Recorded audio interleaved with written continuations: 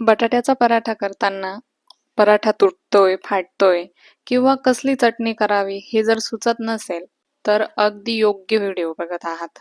नुसती चटणीच नाही, तर बटाट्याची भाजी कशी करायची की ज्यामुळे पराठ्याची चव अजूनच वाढेल, या सर्व छोट्या-मोठ्या गोष्टी व्हिडिओमध्ये मी सांगितलेल्या आहे. म्हणून व्हिडिओ स्किप न करता शेवटपर्यंत नक्की बघा. पराठा करण्यासाठी सगळ्यात आधी बटाटे उकडून घ्यायचे आहेत. उकडलेले बटाटे किसून घ्यायचे आहेत. म्हणजे त्यात एकही गठोळी राहणार नाही आणि पराठा देखील फाटणार नाही.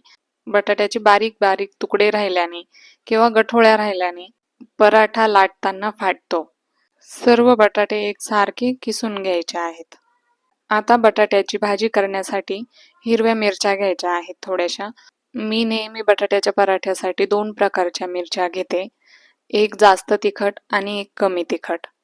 ज्यामुळे भाजीची चवही फार छान येते आणि पराठ्याला कलर देखील फार सुंदर येतो. जास्त तिखट 3 मिरच्या घेतलेल्या आहेत आणि कमी तिखट 7 ते 8 मिरच्या वापरायच्या आहेत. मिरचीसोबतच 8 ते 10 लसणाच्या पाकळ्या घालून घ्यायच्या आणि मिक्सरमधून ओबडधोबड दळून घ्यायचं आहे. मिक्सरमधून फिरवून न घेता खलबत्त्यात कुटून घेतलं तर अगदीच चांगलं. आता एका कढईत तेल टाकून घ्यायचं. तेल गरम झाल्यावर मोहरी टाकून घ्यायची. मोहरी चांगली तडतडू द्यायची आणि जिरं टाकून घ्यायचं. जिरं टाकून घेतल्यानंतर कढीपत्ता टाकून घ्यायचा.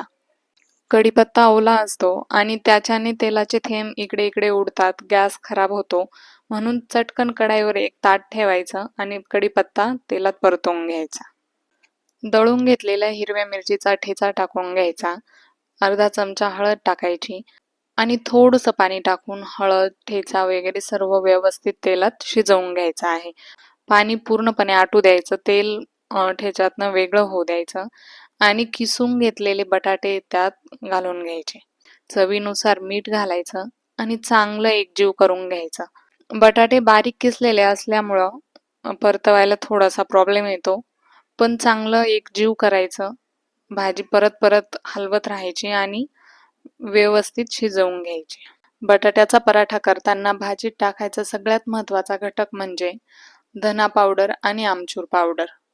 धन भाजून दळून घेतलेले आहेत, म्हणून मी भाजी शिजल्यानंतर धना पावडर टाकलेली आहे. तुम्ही हवं तर हळद टाकतात तेव्हाच टाकून घेतली तरीही चालेल. आमचूर पावडर शिल्लक नसल्यामुळे मी अर्धा निंबू वापरत आहे. आमचूर पावडर किंवा निंबू दोघांपैकी काहीतरी एक वापरायचंच आहे, ज्यामुळे भाजीची चव दुप्पट होते आणि पराठा फार छान लागतो.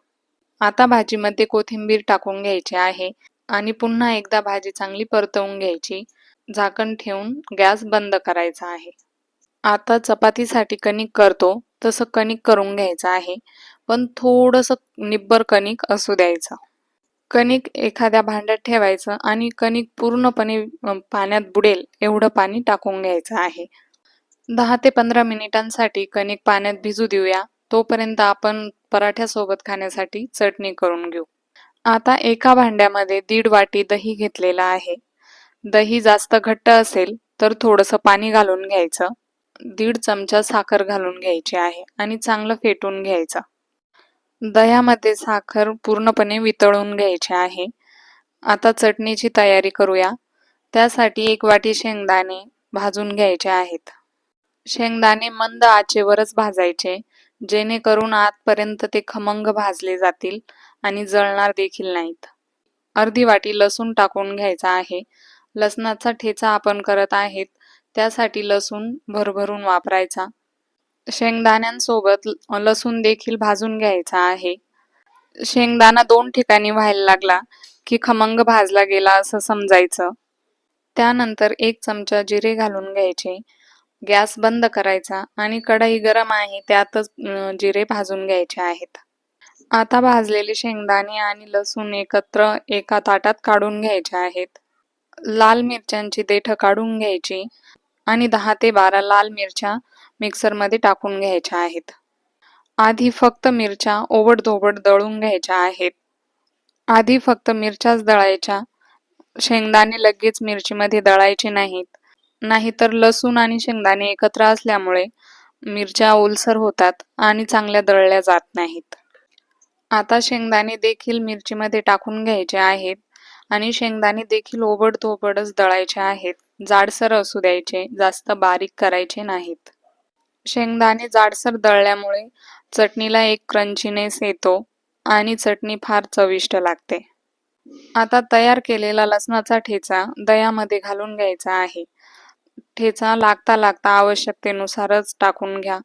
उरलेला ठेचा पोळीसोबत तुम्ही खाऊ शकतात. त्यानंतर चवीनुसार मीठ घालून घ्यायचं आणि चांगलं मिक्स करून घ्यायचं आहे. ठेचा दह्यात मिक्स करताना एक कन्सिस्टन्सी बघून घ्यायची आहे. जास्त घट्ट होत असेल तर थोडासा पाण्याचा वापर करायचा आणि चटणी थोडी पातळ करून घ्यायची आहे. आता चटणीत तडका घालून घ्यायचा आहे. त्यासाठी एका तडका पॅनमध्ये तेल चांगलं गरम करून घ्यायचं आहे. तेल गरम झाल्यानंतर त्यात मोहरी टाकून घ्यायची. मोहरी चांगली तडतडू द्यायची. 1 चमचा जिरे टाकून घ्यायचे. कढीपत्ता टाकून घ्यायचा आणि तयार झालेला तडका चटणीमध्ये घालून घ्यायचा आहे. तडका पूर्ण चटणीमध्ये व्यवस्थित मिक्स करून घ्यायचा आहे. आता पाण्यात भिजत ठेवलेलं कणिक काढून घ्यायचं आहे. पोळपाटवर थोडंसं तेल टाकायचं. तेल पूर्ण पोळपाटला व्यवस्थित पसरवून घ्यायचं आहे आणि भिजवलेलं कणिक त्यावर चांगलं मळून घ्यायचं आहे. कणिक मळून घेताना हाताला देखील तेल लावून घ्यायचं, म्हणजे हाताला कणिक चिटकणार नाही. 5 मिनिट कणिक चांगलं मळून घ्यायचं आहे आणि मऊसूत करून घ्यायचं आहे, ज्यामुळे पराठा बिलकुल फाटत नाही. तुम्ही कितीही भाजीचं सारण घातलं तरी देखील पराठा फाटणार नाही. आता त्यातून पराठा करण्यासाठी एक गोळा काढून घ्यायचा आहे. पराठा किती मोठा करायचा किंवा किती लहान ठेवायचा यानुसार गोळ्याचा आकार घ्यायचा आहे. तोडून घेतलेल्या गोळ्याला थोडंसं पीठ लावून लाटून घ्यायचं आहे आणि त्यात भाजीचं सारण भरून घ्यायचं आहे. आवडीप्रमाणे सारण कमी जास्त भरू शकतात, पण थोडं जास्त सारण भरलं तर ते काठांबरोबरीने जातं आणि पराठा देखील टम्म फुगतो आणि मऊ लुसलुशीत येतो. आता आपण ज्या प्रकारे पुरणपोळी करतो अगदी त्याच प्रकारे त्याचा गोल गोल हुंडा करत सारण पॅक करून घ्यायचं आहे. आता जो हुंडा केलाय त्याला दोघं साईडने पीठ लावून घ्यायचं आणि चपातीसारखं लाटून घ्यायचं आहे. आवडीप्रमाणे हवा तो आकार तुम्ही पराठ्याला देऊ शकतात. पराठा तव्यावर टाकला की तो तव्याला चिटकतो, म्हणून पराठा लाटून झाल्यानंतर त्याला थोडंसं तेल लावून घ्यायचं आहे आणि त्यानंतरच तव्यावर भाजण्यासाठी टाकायचं आहे. भाजायला टाकण्याआधीच तेल लावल्याने अगदी तुम्ही हाताने देखील पराठा उलटला तरीही तो तव्याला चिटकणार नाही. अगदी इझिली तो तव्यावरून निघतो.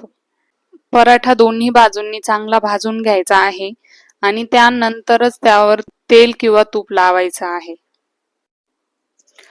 तुम्ही बघू शकताय की अगदी काठोकाठ आणि टम्म असा पराठा फुगलेला आहे. आपण पुरणपोळी करतो अगदी त्याच प्रकारे, जराही फाटत नाही किंवा तुटत नाही.